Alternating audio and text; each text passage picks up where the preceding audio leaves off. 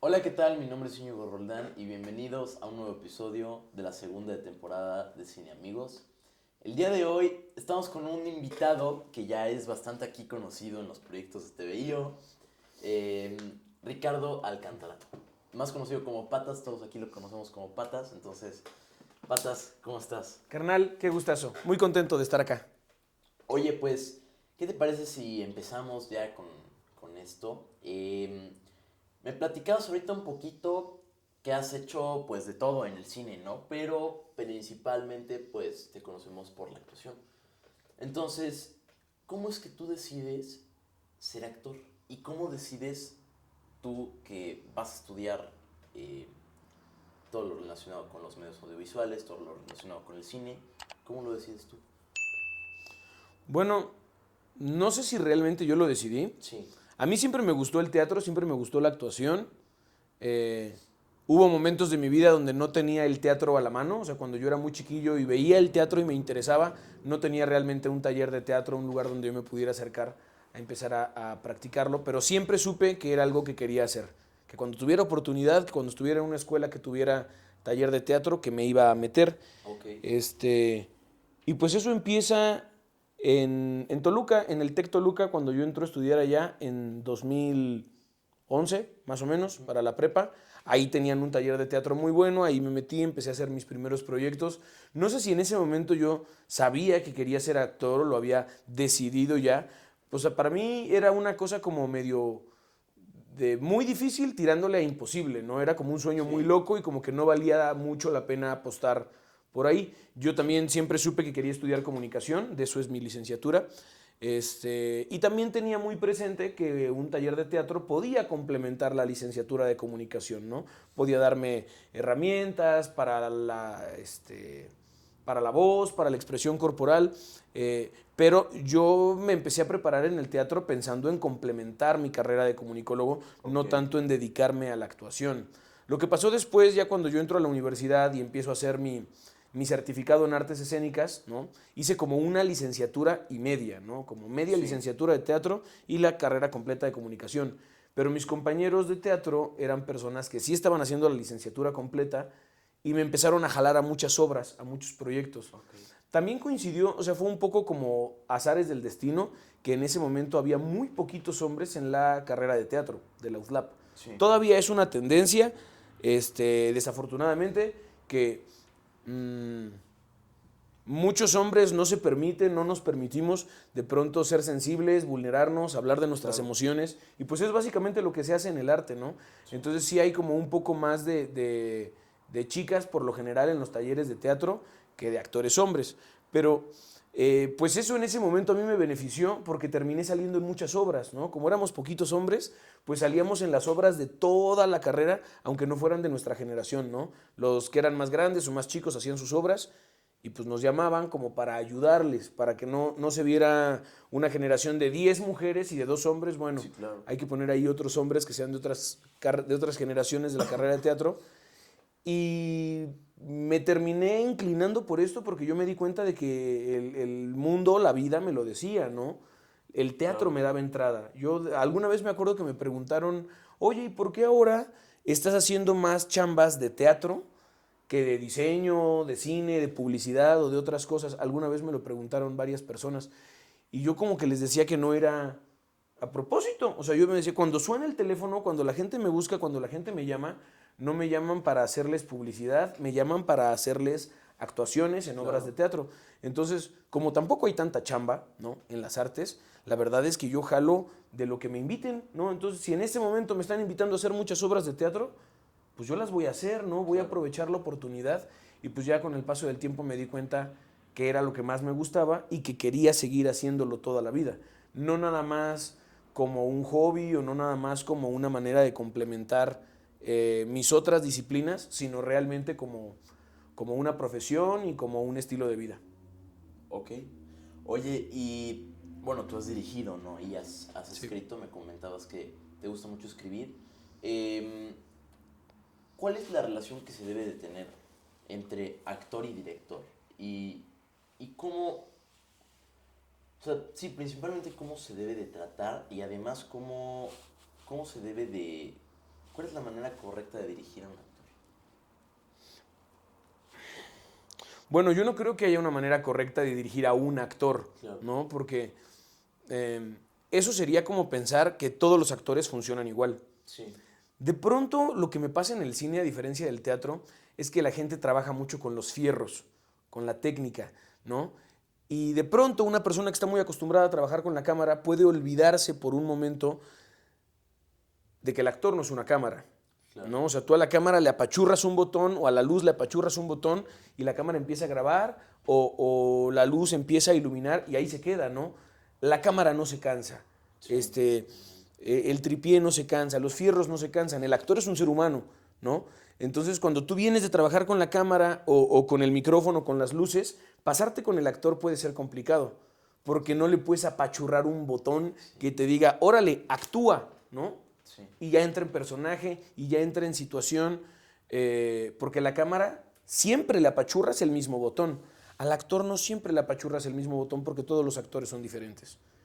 A mí me gusta mucho explicárselos a mis alumnos con esta escena de Monsters University, donde Mike lleva a ver a los otros monstruos de Usma Kappa, a los asustadores profesionales, ¿no? Y les pregunta, ¿qué tienen en común? Los demás como que no saben responder, no están seguros.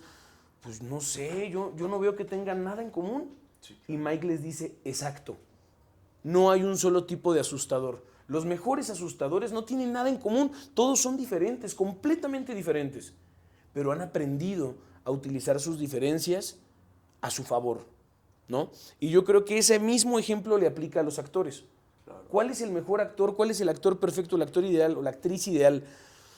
¿O qué tienen en común los grandes actores? No, pues nada, nada, todos son diferentes, llegan al personaje, llegan al resultado por caminos distintos, porque uno como actor construye los personajes a partir de uno mismo, ¿no? Sí. Entonces, como todos somos diferentes, no hay una persona igual a otra, no hay una huella digital, ¿no?, que sea idéntica a la tuya, pues igualmente no va a haber una manera correcta de dirigir a todos los actores.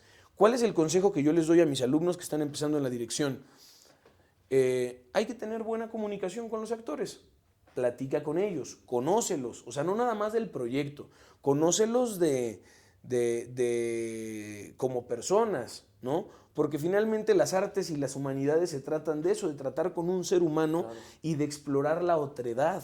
¿Qué es el cine y el teatro? ¿Qué son estas artes, estas disciplinas? Sino un profundo deseo de imaginar y sentir cómo está sintiendo el otro, qué está pensando el otro, ¿no? Porque eso hacemos una ventanita con la ficción y nos asomamos a qué está sintiendo otra persona.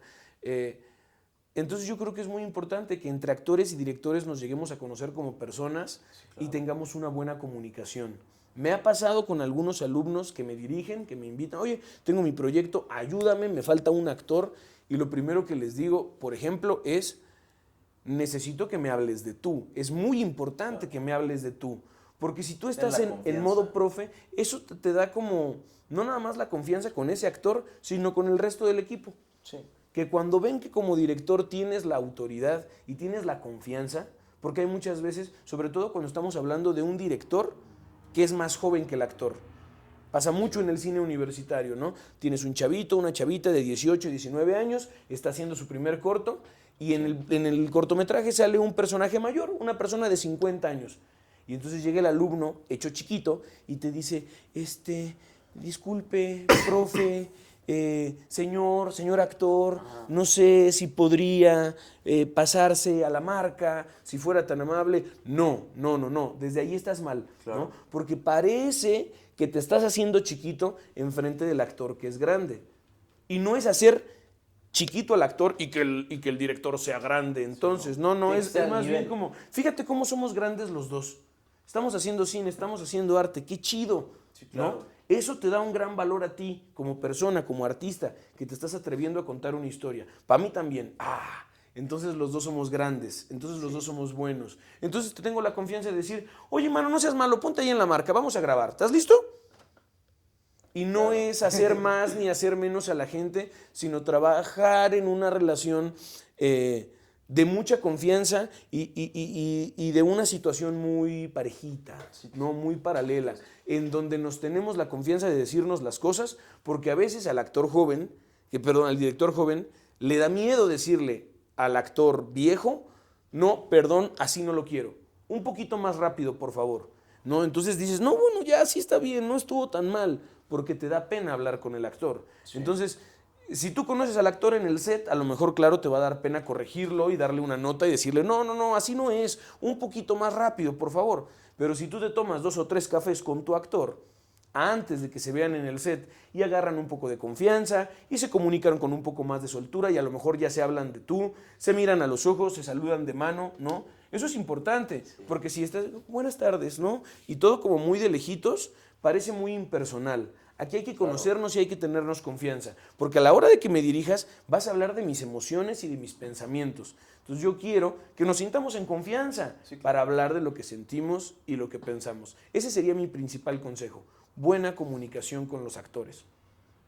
Qué bueno que me dices esto ahorita, porque justo en una semana yo creo que voy a hacer, ya vamos a grabar bueno, lo escribí como Cine Minuto, pero en realidad, okay, pues yo creo que va a salir un corto, ¿no? Órale. Porque sí, porque, bueno, es bastante sencillo, pero la trama es bastante compleja, ¿no? Entonces yo tengo mi actor y la verdad me caen muy bien estas palabras ahorita porque pues voy a ya saber cómo tratar con él, ¿no? Y obviamente pues voy a agarrar confianza, a lo mejor un poco antes, y ya le conté del proyecto, es hablar del proyecto un poquito, ¿no? También los simbolismos que hay detrás, para que lo entienda al igual que lo vamos a entender pues todos los que estamos atrás de la cámara, ¿no? Entonces, pues sí, muchas gracias por eso. Y por otra parte, bueno, tú fuiste a Cannes, ¿no?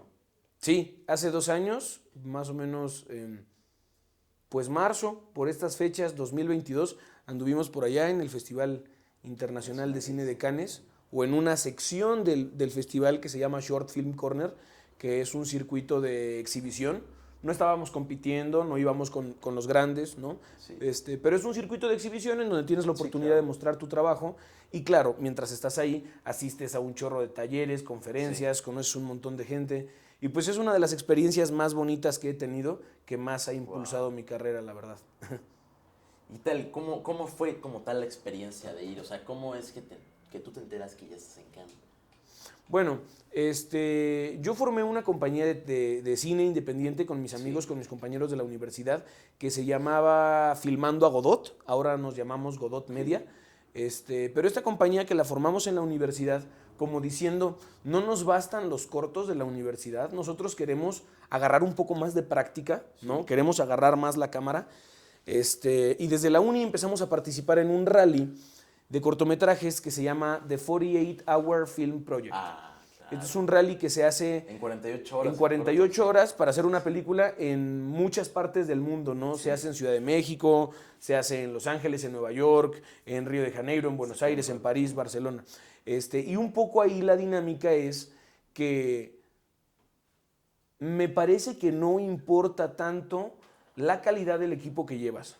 Como sí, te dan el género de la película que tienes que hacer en ese momento, o sea, es pensar, escribir, planear, grabar, editar, renderear y entregar una película de 7 minutos, todo eso en menos de 48 horas. Sí. Entonces yo siento que es un poco como el safety car en las carreras, ¿no? Sí. Que tú dices, oye, iba muy adelantado, ¿no? Porque tiene más experiencia que yo. Sí, pero ahorita hay safety car. Entonces todos nos vamos a poner parejitos. Incluso esos cineastas que tienen muy poca experiencia porque apenas están empezando, tienen las mismas probabilidades de lograr algo chido que los que tienen más experiencia. Sí, claro. Porque ya no es una cuestión de cuántas cámaras tienes o qué tipo de equipo, qué nivel de equipo manejas, sino un poco de cuál es tu nivel de ingenio, tu capacidad para resolver en momentos de estrés, ¿no? Y sobre la marcha, improvisar un chorro y también no cansarte. O sea, también sí, yo creo que es un festival como para gente joven, sí, porque ya un poco más grande ya no puedes pasar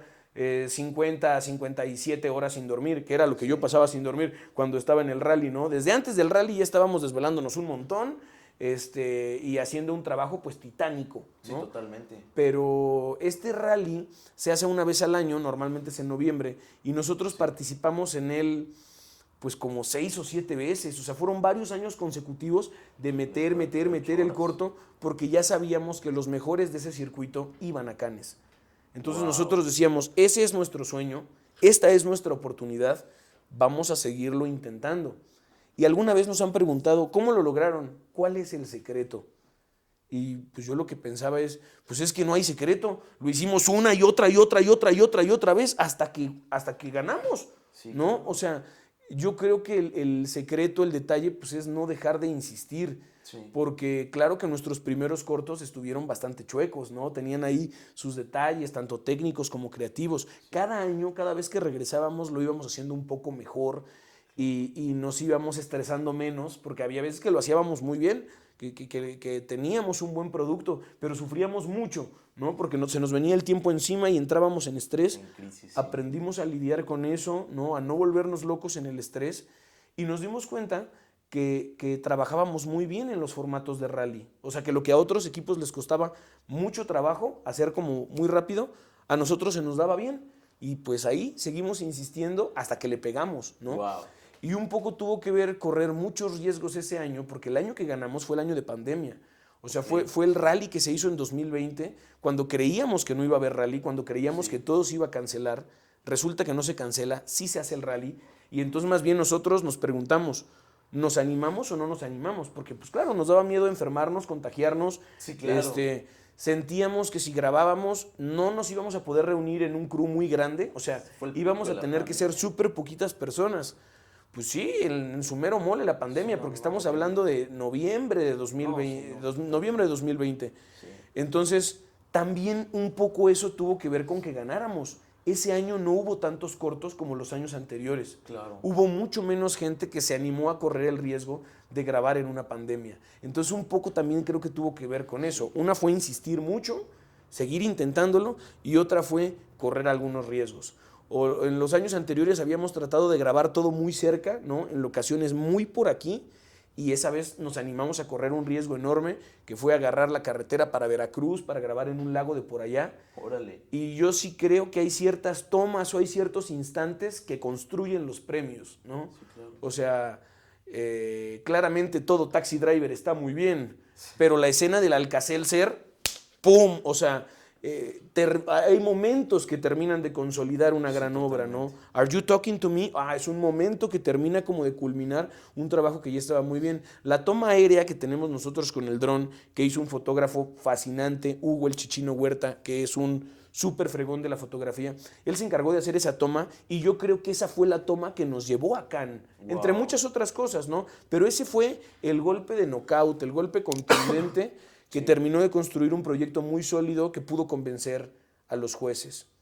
Y si pudiera decir una tercera parte del secreto, ¿no? De lo que creo que pasó, una parte muy importante del artista que luego pasamos por alto es la importancia de conocer a tu público. ¿A quién le estás hablando? ¿No? ¿Para quién es? Y en esta ocasión, como nosotros ya llevábamos un chorro de años participando, conocíamos ya a los organizadores, nos enterábamos de ciertos rumores, de ciertos chismes, y nos llegó por ahí temprano el rumor de que podía ser Marina de Tavira, justo la actriz de la que te contaba, ¿no? Que admiramos muchísimo, Marina de Tavira, nominada al Oscar por su actuación en Roma con Alfonso Cuarón, que ella iba a ser la presidenta del jurado, ¿no? Entonces, en ese momento nosotros nos ponemos a estudiar como locos la filmografía de Marina de Tavira y entonces decimos, a ver, ya vamos a saber qué le gusta a ella, cuáles son los proyectos que le interesan. La verdad es que Azul Naranja, nuestro cortometraje, tiene carta y dedicatoria. Ese corto se lo hicimos a Marina, queríamos que lo viera ella, queríamos que le gustara a ella. Y yo creo que le gustó, tan es así que ganamos el segundo lugar en el concurso con estas tres como herramientas, ¿no? La de correr los riesgos, insistir un chorro y conocer a tu público. Y pues logramos meternos al segundo lugar. Eso no nos llevaba directamente a Cannes, pero nos llevaron a otros festivales que luego de rebote ganamos mejor cortometraje y mejor actriz principal para Fabiola Ruiz, la protagonista de la cinta, en el Festival Ibero-A, que era un festival que nosotros no conocíamos. Entonces ahí estuvo muy interesante porque uno de los premios del Ibero-A era una exhibición en Cannes, ¿no? Ese era el premio, o sea, nosotros en Cannes no estábamos compitiendo, nosotros en Cannes estábamos recogiendo nuestro premio, que era presentar el corto ahí, nada más. Eso para nosotros ya era un tremendo honor. Y entonces creímos que no íbamos a poder ir. Para esto, ese no es el único proyecto que yo he tenido en Cannes. Sí. Ya he estado en 3 proyectos que pasan por Cannes. Wow. Azul Naranja fue el segundo. El primero fue mi cortometraje de tesis de la licenciatura de la UTLAP, que fue escrito y dirigido por una compañera mía que se llama Isel Polanco. Yo estuve en el equipo de producción, pero era como mi proyecto de titulación, como nuestra tesis de comunicación, que en aquel entonces ya no se llamaba tesis, pero como un proyecto de titulación, y llegó a Cannes. Llegó a Cannes también al Short Film Corner. Y yo pensaba que después de eso mi vida iba a cambiar. Y no, mi vida no cambió. Seguía batallando mucho para encontrar chamba. Sí. Seguía sin obtener la visibilidad, el reconocimiento que yo buscaba, ¿no? No en términos de ser famoso, pero sí en términos de tener chamba. Y lo que pasó con esta segunda proyección en Cannes es que yo me dije, ahora sí tengo que ir. Claro. Porque parece que vivimos en un mundo donde las cosas no cuentan. Si no vas ahí, te tomas una selfie. Y a mí eso me parece de pronto muy triste, muy deprimente. Sí, claro. Pero tampoco puedo luchar contra la corriente, ¿no? No puedo nadar en sentido opuesto porque me lleva, ¿no? Sí. El río. Y tengo que ver cómo me meto ahí. Entonces dije, a ver, si para que yo tenga más chamba, tengo que gastarme una lana en pagar un boleto de avión, porque nos invitaron al festival, ¿no? Y nos dieron nuestras entradas, pero no nos dieron boletos de avión. O sea, si tú querías ir, tenías que ver cómo llegabas. Claro. Ahí estaba el gasto, en realidad. Entonces, yo dije, sí, sí me animo y sí hago el viaje hasta allá, porque no sé si quieran que hagamos una pausa o le seguimos. Sí. Gracias, señor Taladro. Te estaba diciendo Del boleto de avión. el boleto de avión, ¿no? Ese era el gasto, eso era lo que nos preocupaba, pero ahí dije, a ver, me voy a gastar una la nota en ir hasta el Festival de Cannes, nomás para tomarme una selfie. Eso se me hacía muy absurdo, claro. ¿no? Pero ¿qué crees? La respuesta es sí. ¿Sí? Es la selfie más cara de mi vida. Es la foto de perfil que más cara me ha salido. Pero ha sido una buena inversión. ¿La tienes en tu Insta? La tengo en mi Instagram, ¿no? Tengo una foto ahí con el logo del Festival de Cannes. Sí. Tengo una foto con Gaspar Noé, una foto con Guillermo del Toro cuando les piché la película. Y eso no es que a partir de ese momento mi vida cambió. No exactamente, pero sí un poco. Yo en ese momento sí empecé a ver un chorro de cambios. Gente que antes no me tomaba en serio y que me empezaron a decir, oye, me gusta tu trabajo, vente a colaborar. Y yo decía, caray. ¿Por qué? Porque soy bueno. Pero a ver, espérate, yo ya era bueno antes de subir mi selfie con Guillermo del Toro. Sí, claro. Te lo juro que yo ya era bueno antes de eso. Pero a veces sí es importante esa parte, ¿no? De que haya una evidencia, de que las redes lo registren. Y dije, bueno, si yo ya soy bueno, voy a demostrarle a la gente, voy a poner mi foto, aunque a mí me dé flojera o aunque me parezca frívolo, porque voy a jugar el juego, ¿no? De estas nuevas reglas, de cómo funciona la cosa. Y sí, después de que subo mi selfie con Guillermo del Toro, cambia un chorro el perfil de mis redes sociales y un chorro de gente que no me aceptaba me empieza a aceptar o me empieza a seguir y empiezo a tener un poco más de chamba, ¿no? Sí. Me empiezan a llamar las universidades, no nada más las academias o los centros culturales, sino ya las universidades grandes me empiezan a decir, vente a dar clase, vente a trabajar conmigo, te vamos a pagar bien. Y entonces sí, empiezo a tener un poco más de chamba, pero aprendí como esa lección. Claro. De bueno, hay que cacarear el huevo, ¿no? A mí de repente me daba pena, me pasaban cosas buenas y yo decía, no quiero hablar de eso porque va a parecer que estoy presumiendo. Sí. No me gusta que parezca que estoy presumiendo, pero pues sí, si no cacareas el huevo, la neta, no lo vendes, ¿no? Eso lo he aprendido mucho de Irma. Mi novia sí tiene mucho ese hábito de, hacemos algo, le toma foto, lo sube a redes sociales, ¿no? Sí. Y todo el tiempo, y aunque a veces nos da flojera, sí es una manera muy efectiva de recordarle a la gente, oye, estamos chambeando, ¿eh? Sí, nosotros hacemos cine, estamos metidos en la industria, estamos yendo a funciones de teatro con actores de renombre, estamos entrevistándonos con directores de cine, estamos yendo con Silvestre a la Cineteca, ¿no? Estamos dando clase de esto y de esto y de esto y de esto, para que nos siga cayendo chamba, porque son un poco esas nuestras herramientas para darnos a conocer y para que la gente nos busque. O cuando le decimos a un cliente, esto te lo voy a cobrar así, y que el cliente dice, caray, ¿por qué? Pues tener una manera de decirle, por esto, ¿no? Porque esta es mi evidencia, esta es mi trayectoria, y hay gente que te puede cobrar menos, está bien, no pasa nada, ¿no? Sí. Pero si lo que quiere es una persona con un poquito más de experiencia, pues hay que hacer esta parte de la inversión. El tercer proyecto que estuvo en el Festival de Cannes Fíjate, con ese siento bien bonito, porque es el único en el que primero estuvo en Cannes y luego llegué yo. Sí. O sea, en los otros 2 proyectos yo llegué desde el principio y trabajé y contribuí a que llegaran a donde llegaran. Pero en el caso de México 1921, que es un videojuego en el que participé hace poco como actor de voz, fue una cosa muy especial porque el videojuego estuvo en el Marché du Film del Festival de Cannes del 2023. 23 o 23, creo que 2023.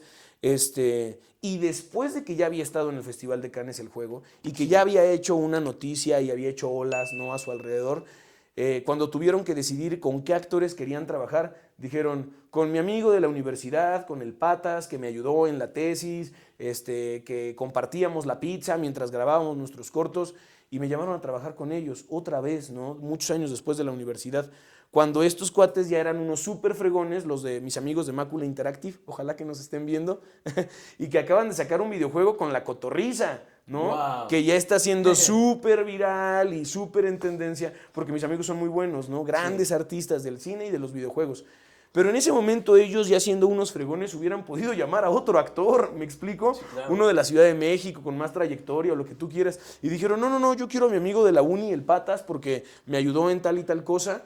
Y se agradece un montón, ¿no? Un montón que digas, bueno, los proyectos que, no nada más los proyectos que están empezando, los he podido llevar a un lugar grande, sino algunos proyectos que ya fueron grandes sin mí, antes de que yo llegara, me han volteado a ver y me han invitado a colaborar. Entonces, pues esas han sido mis 3 experiencias con el Festival de Cannes y en definitiva han moldeado mucho mi carrera, ¿no? En función de eso he tenido más oportunidades y lo que también ahora entiendo es que no está tan cañón llegar. O sea, sí está cañón llegar, pero el verdadero filtro, los verdaderos grandes, los que la rompen, ¿no? Los que rompen la liga en el mundo del cine no son los que llegan al festival X, son los que se mantienen yendo. Sí, claro. Que no fueron una vez y llegaron con un golpe de suerte a lo mejor o un corto muy bueno que salió y luego se desaparecen de la industria, porque de eso sabemos muchos, ¿no? Claro. Que de repente llegamos al festival pero luego nos apagamos y ya no volvemos a tener un proyecto grande. Los que realmente son grandes y los que realmente rompen la liga son los que se mantienen ahí. Sí. Los que van año con año o están yendo de vez en cuando y ahora en este festival y en este otro, pero insistiendo constantemente, porque no es una carrera de velocidad. Muchas personas lo dicen, ¿no? Cuando hablamos de las carreras artísticas, más bien es una carrera de resistencia. Totalmente. Oye, Patas, y bueno, saliendo un poquito de este tema, ¿Sí? yo te contaba que, bueno, justo en noviembre nosotros participamos en el 48 Hours. ¡Ah, buenísimo! Sí. Y bueno, pues no quedamos, pero fue una experiencia hermosa. O sea, realmente te ayuda mucho a convivir con tu equipo y nos ayudó mucho, creo que a todos, a convivir como equipo y nos unimos más hasta Claro. eso. Y te preguntaré lo mismo que el meme de James Franco. ¿Primera vez? ¿Sí ves que lo van a ahorcar? En una película, La balada de Buster Scruggs, y le pregunta a su compa el de al lado, ¿primera vez? ¿No? Como si a él lo hubieran ahorcado muchas veces, ¿no? Lo hubieran colgado. Pero fue su primer 48. Sí, bueno, Es que, como TVIO, ajá, no, porque Ron y Kovacs ya habían estado en uno como TVIO. Pero ¿no? para ti. Pero para mí sí fue la primera vez. El 48. Sí. Mi recomendación más importante es, vuélvelo a hacer. Sí, totalmente. Vuélvelo a intentar, porque también conozco algunas personas que lo han intentado nada más una vez y me dicen, no, ya no vuelvo a hacer rally.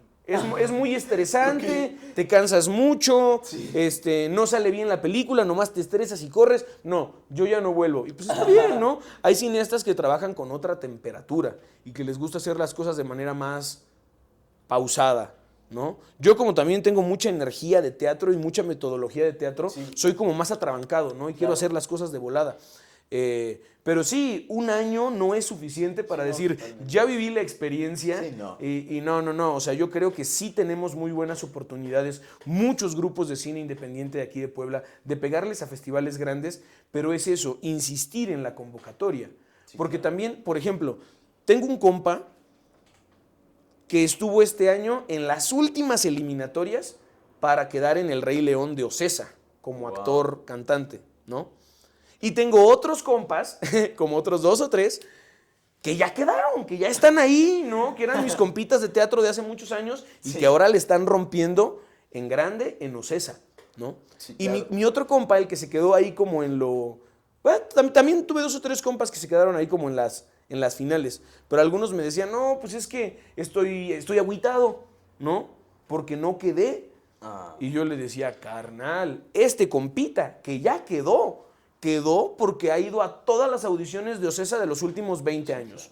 No se pierde ni una, ¿no? Está ahí insistiendo al pie del cañón y eventualmente se metió, claro. ¿no? Después de mucho estar ahí insistiendo, se logró meter. Entonces, hermano, si tú pasaste 2 o 3 filtros, ¡felicidades! Regresa el año que viene, no te la pierdas. O la próxima oportunidad, la próxima audición que salga, no te la pierdas, porque ya llevas un gran terreno de ventaja, ¿no? Y lo vas a notar, tú te vas a dar cuenta si vuelves a participar en el 48, cómo el segundo año, sobre todo el primero y el segundo, son radicalmente distintos. Sí. Porque en el primero no tienes idea de lo que está pasando a tu alrededor. Y ya cuando llevas 2, 3 años y entiendes la dinámica y sabes a qué vas, puedes explotar mucho mejor tu potencial creativo. Wow. Sí, no, la verdad ya me dieron ganas que sea el próximo año de 48. Sí, la verdad, pues sí, lo disfrutamos mucho nosotros. Oye, y bueno, pues tú ya participaste en la libreta, ¿no? Hace 2 Sí, años. el cortometraje de acá. ¿Y qué tal fue participar en un corto de TVI? Para mí fue impresionante porque yo trabajo con mucha gente, ahorita estoy trabajando mucha gente de preparatoria y de universidad. Ok. He trabajado secundaria antes, ¿no? Ahorita no estoy en secundaria. Pero ese día cuando grabamos la libreta no había nadie de universidad. Nadie. Eran algunos de prepa y algunos hasta de secundaria. O sea, era un equipo muy joven. Sí. Después de mi primer cortometraje, que lo hice con mi hermano y con mis primos cuando teníamos como 10 años, Sí. después de ese, la libreta es el cortometraje con el equipo más joven que he hecho. Wow. O sea, si promediáramos la edad de todos los participantes, sería el cortometraje más joven en el que he participado. Sí. Y creo que es uno de los que se ha realizado con mayor eficiencia. Wow. O sea, por ejemplo, ¿ves lo que te decía hace rato de no hacerse chiquito cuando llegan los actores grandes? Eso lo sentí con el equipo de la libreta. Gente muy segura de su trabajo, como diciendo, sí estoy jovencito, sí estoy chiquito, sí estoy aprendiendo, pero me tomo mi trabajo muy en serio. Sí, claro. ¿No? Y me doy mi importancia y tengo mi autoridad como productor, como directora, doy indicaciones de manera muy certera y me parece que fue un gran trabajo, un gran trabajo. De pronto, chicos un poco más grandes, ¿no? Ya en la universidad o incluso en los posgrados, no se toman el trabajo con esa seriedad. Y con eso creo que puedo tocar otro punto que es muy importante, que yo creo que, sobre todo el trabajo en el set, ¿no? El trabajo en el set requiere de una temperatura, de un carácter que es muy específico. Claro. No nada más es una cuestión de la preparación o el talento que tienes, también tiene que ver con tu carácter, ¿no? Y el hígado también en algunas cosas. Es una cuestión como de paciencia y de resistencia, tienes que pasar muchas horas parado, Sí, totalmente. tienes que estar hablando con mucha gente, hace mucho calor, bueno, ahora ya tenemos los LEDs, ¿no? Pero con los tungstenos, el set era un infierno, ¿no? Sí, Se no, calentaba no. muchísimo y tenías que tener mucha paciencia, mucha tolerancia, Claro. mucha resistencia. A mí me parece mucho una cuestión de energía el cine, una cuestión de actitud y de personalidad. Total. Porque nos ha pasado en los cortos universitarios que llega un roomie, que llega un novio, una novia, oye, ¿quién es este fulano de tal? No, es que es mi compa, es mi pareja, es mi roomie, está aquí en el depa donde vamos a grabar y no tiene a dónde ir. Pero pues aquí está, dice que nos ayuda. Y dices, órale, ahí está el roomie de ingeniería que no ha hecho cine en su vida, pero que le parece interesante, le parece emocionante, es una persona con disciplina, con capacidad de escuchar una indicación y con muchas ganas de ayudar. Uf, esa gente de repente ha sido el MVP de una película. Sí, claro. ¿No? Tuvimos esta bronca, este prop que teníamos se nos rompió. Madres. Y el runner o el asistente de producción, que ni siquiera estudia cine, y es un cuate de ingeniería, que es el roomie, el compita del director, se lanzó de volada a la tienda, lo compró, lo trajo, lo pagó con su dinero, nos echó la mano y salvó la película, ¿no? Sí. Cuando de repente dices, mira, aquí está el chavo que dice que quiere ser cineasta. Estamos en el set y está en su celular, ¿no? O se está distrayendo, está haciendo alguna otra cosa. Y dices, oye, yo lo conozco, lo he visto en clase, ha visto mucho cine, ha estudiado, pone atención, conoce la técnica, la terminología. ¿Qué pasó? Le falta la actitud, la personalidad, ese rollo que creo que tiene mucho que ver con los pits en las carreras, ¿no? Sí. Como de estar alerta cuando estás en un set y de repente, ¡arte!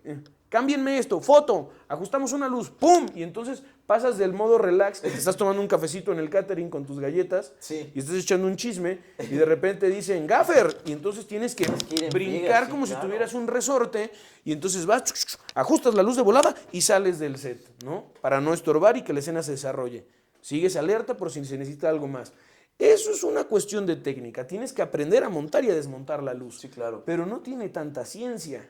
Sí. Más bien es una cuestión de actitud, de personalidad, de sensibilidad, ¿no? A la hora de colocar la luz, que tú sientas que te está haciendo sentido y congruencia la atmósfera y la luz y que tengas esa actitud participativa. Sobre todo, insisto, cuando tienes un director o una directora joven.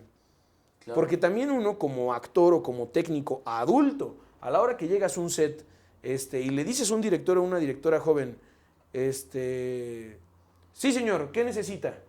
Muévete para acá, no sé qué. Sí señor, enseguida. Sí señora, por supuesto.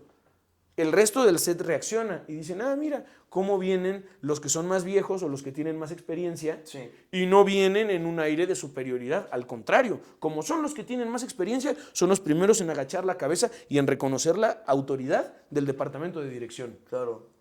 Eso también te ayuda mucho a dirigir. Parece que no, pero tiene que ver con los actores a los que escoges y cómo te sientes tú tratado por ellos. Sí, claro. En el teatro tenemos un dicho que es que uno no puede ser el rey si los demás no se arrodillan, ¿no? Darth Vader se ve muy poderoso en las películas de Star Wars, y sí tiene que ver con la actuación de los actores, los 3 actores que combinados interpretaban a Darth Vader, pero mucho más tiene que ver con el otro actor que está parado enfrente y que le hace así, ¿no? Sí, claro. A la hora que tú los ves cómo reaccionan con dolor y con terror, se construye el poder de Darth Vader, ¿no?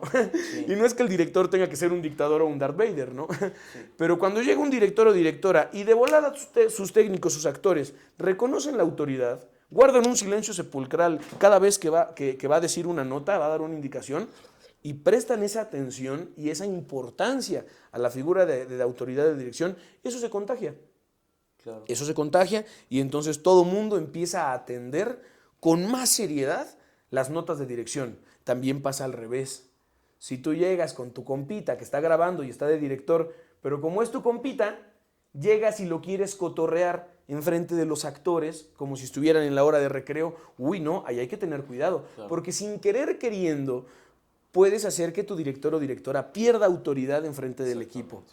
Entonces, desde ahí también se construye mucho esa relación entre el director y los actores. Pues sí, claro. Oye, ¿y qué tal? ¿Viste los Óscares? Sí, claro, no me los pierdo. Es mi trabajo. Es el Super Bowl de los cineastas, ¿no? Apenas vi. ¿Algo así? Sí, la verdad sí. ¿Y qué tal? Pues mira, a mí me parece siempre muy interesante la entrega de los premios. Siempre, siempre, siempre. Más allá de lo que me parezcan las películas. Sí. Porque hay amigos ahora que me dicen como que se ha puesto de moda, no, yo no voy a ver los Óscares, eso es pura política. O pura robadera, ¿no? Pero es como yo les contesto, pues sí, ¿no? Pues sí, es política. ¿Pero qué? ¿Por eso ya no lo vas a ver? Pues claro. No, es que eso tiene que ver con la tendencia de los medios de comunicación. Yo, pues sí. ¿Y por eso no lo vas a ver? Yo me dedico a los medios de comunicación, es mi obligación verlo. Sí, claro. Muchas personas me decían, no, terrible la situación con Emilia Pérez. Perfecto, ¿ya la viste? No la he visto porque es mala. ¿Cómo sabes si es mala? ¿No la has visto? Oye, ¿tú ya la viste? Sí. ¿A poco la fuiste a ver? Claro, es mi trabajo. Yo me dedico al cine. Si de repente todo el mundo está hablando de una película, yo la voy a ver. Sea buena, mala, regular, no me importa. Es el cine que está en tendencia. Yo tengo que estar enterado de lo que está pasando.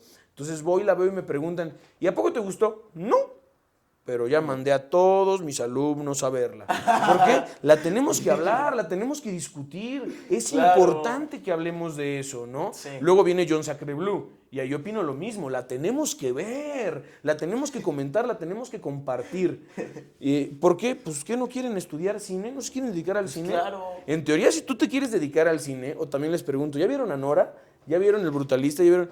Oye, pero ¿a poco nos la dejó de tarea? No, hermano, no te la dejé de tarea, pero yo estoy esperando que si tú me dices que quieres ser cineasta, Pues no el te cine. estás esperando a que tu maestro te deje de tarea ver la película ganadora de los Óscares. Claro. Tú sabes que esa es tu obligación, que así se tiene que hacer.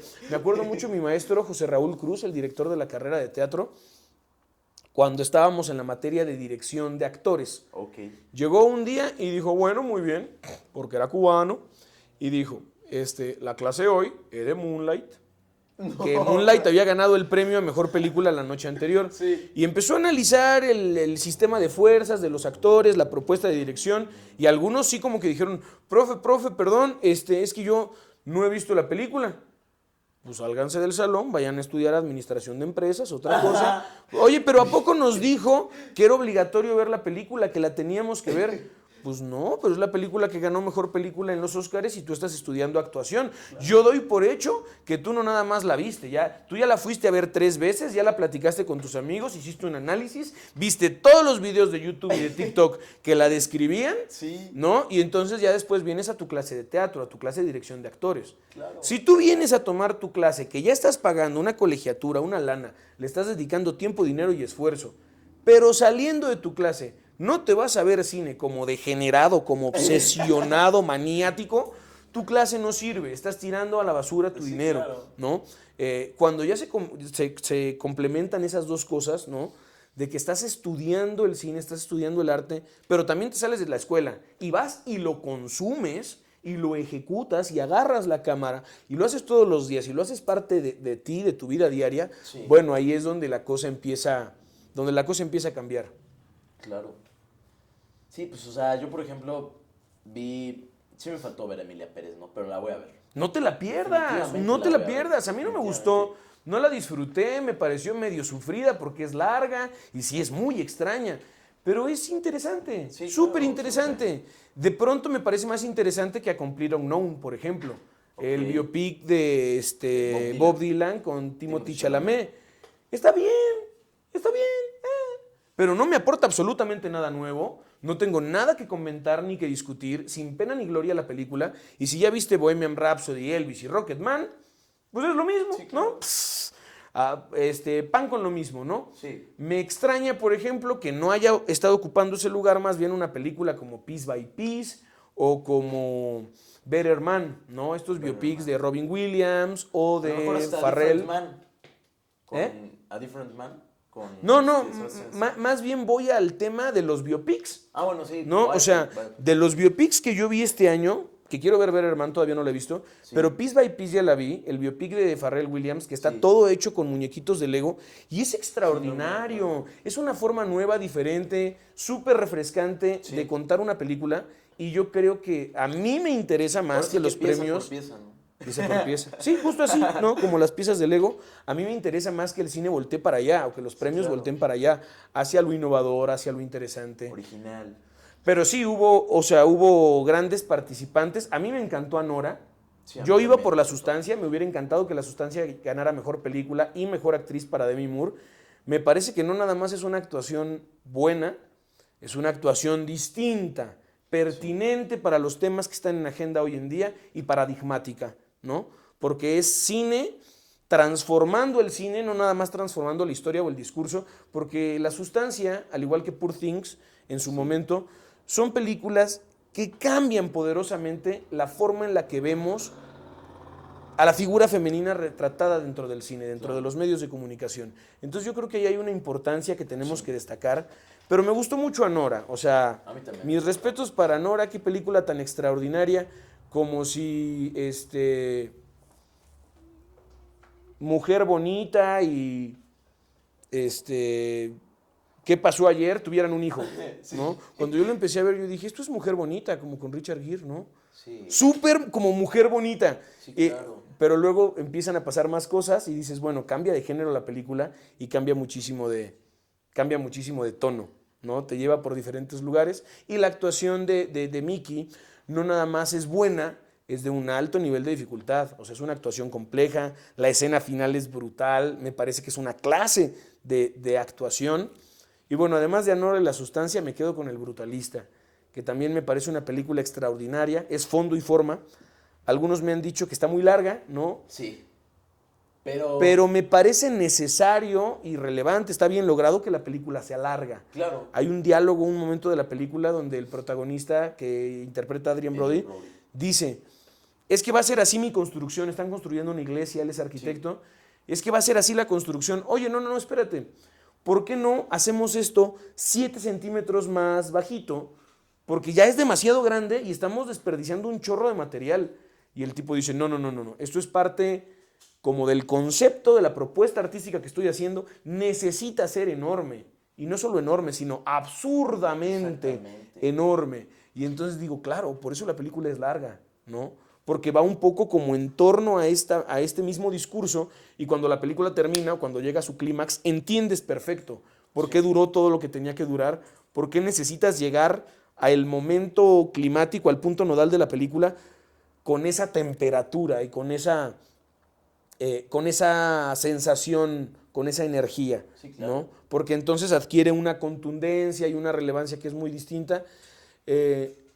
Y es polémico el Oscar de Adrien Brody, ¿no? Porque finalmente es el primer actor que gana un Oscar por un trabajo que está hecho con ayuda de la inteligencia artificial.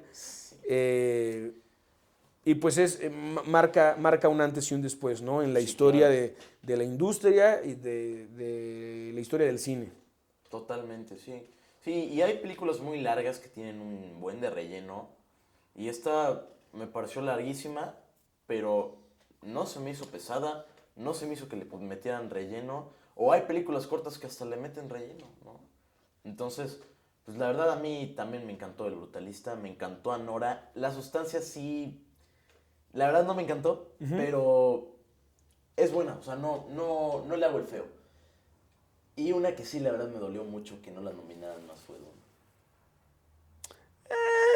Dune me parece que estuvo bien nominada porque me gustaron los fierros, ¿no? Dune se ve muy bonito, Ok. se escucha muy bonito. Ahí está Hans Zimmer, siendo Hans Zimmer, haciendo su chamba. Pero tengo muchos problemas con ese guión. Ok. Tengo muchos problemas con ese guión porque también, a lo mejor ahí mi opinión está un poquito sesgada, trato de no compararlas tanto, pero soy muy fan de los libros, de la saga de los libros de Dune, que son extraordinarias. Sí. A mí sí me gusta la película de David Lynch, ¿no? Como que tiene su valor ahí, quiche, ¿no? Curiosillo, Sí. pero me gusta. Y creo que la mejor adaptación que se ha hecho de Dune, definitivamente, no, es la miniserie de Sci-Fi Channel. Que yo no entiendo por qué nadie está hablando de la miniserie de Sci-Fi Channel. Todo el mundo Zendaya esto y Zendaya aquello. Me gusta cómo se ve la nueva película. Visualmente, creo que Villeneuve hace un trabajo extraordinario. Pero hay muchas cosas en Dune que tienen que ver con la complejidad política. Claro. Y también con esta crítica, este ensayo antropológico que hace Frank Herbert sobre la religión. Sí, no, que es muy delicado, y yo siento que la película de Villeneuve se ahorra un poco esas broncas, ¿no? Como de no entrar a terrenos polémicos, a terrenos espinosos, y aunque se ve muy bien y me parece muy, muy bella, para mí le falta fondo, le falta carnita, le falta fuerza. Okay. Y sí, entiendo, después de leer los libros entendí por qué la gente decía que era la novela o la saga de ficción imposible de adaptar al cine, ¿no? Sí. Ahora decían, no, bueno, es que eso era con las otras tecnologías. Las tecnologías recientes nos permiten un acercamiento mucho más certero a la novela, pero si eso va a ocurrir algún día, todavía no ha llegado, todavía no ha ocurrido sí, claro. una película que le pegue a la complejidad que tienen los libros de Dune, pero la recomiendo, ¿no? O sea, finalmente es también súper innovador que le estén echando tantos kilos a esa franquicia, porque viene la serie basada en uno de los libros de su hijo, porque la saga continúa después de que muere Frank Herbert. Creo que son como 14 o 15, 16, no sé, escribe como 6 o 7 Frank Herbert, y luego como Tolkien más o menos, él muere y su hijo retoma muchas de sus notas, de conversaciones que tuvo con él. Él ya sabía, ¿no? Su papá le había dicho, yo quiero que este personaje después salga en este libro y le pase esto. Entonces retoma un poco, con eso hacen una nueva serie para HBO Max, me parece, que todavía no he visto, Pero sí, me encanta que Dune exista. Aunque no fui súper fan, me encanta que estén haciendo esta nueva saga, que propongan nuevas posibilidades para el cine y pues a ver a dónde llevan la continuación de la historia, ¿no? Porque las primeras 2 películas abordan la primera novela, pero pues hay muchas cosas que parece que se van a abordar en la secuela y que quiero ver cómo lo manejan. Yo sé que regresa Jason Momoa, ¿no? Spoiler alert. Yo sé que regresa Jason Momoa porque el personaje en los libros vuelve a aparecer, o vuelve a aparecer al menos una imagen, una sombra ahí por ahí de lo que era él. Entonces yo sé que regresa, entonces me emociona, me entusiasma que venga la nueva película.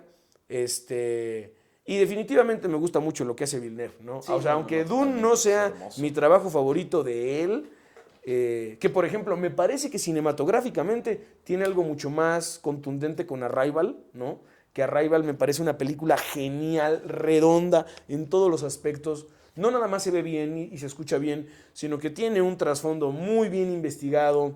Sí, fan de Arrival, definitivamente. Pues, Patas, por último, creo que me gustó mucho la plática, la verdad.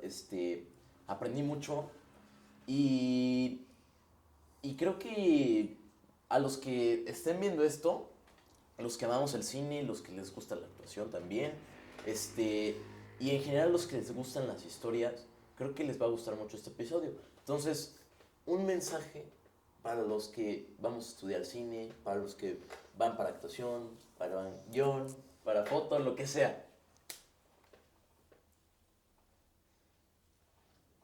Bueno, para cine, de manera muy puntual para cine, creo que la recomendación más importante que yo les haría es que, mira, el cine es muy complejo, ¿no? Se compone de muchos factores distintos. Entonces, para realmente hacer cine bien o saberle bien al cine, a mí me parece que no nada más hay que estudiar cine. Hay que estudiar también, hay que meternos un poco en las otras disciplinas que lo componen, ¿no? Porque el cine también es guión, que finalmente es literatura, ¿no? También es actuación, que finalmente es teatro, ¿no? Es escenotecnia, que es arquitectura y escultura. Es sonido, que también es música, ¿no? Tenemos a todas las bellas artes atravesadas, ¿no? Y conjuntas en esta bella disciplina, que por eso le decimos el séptimo arte al cine.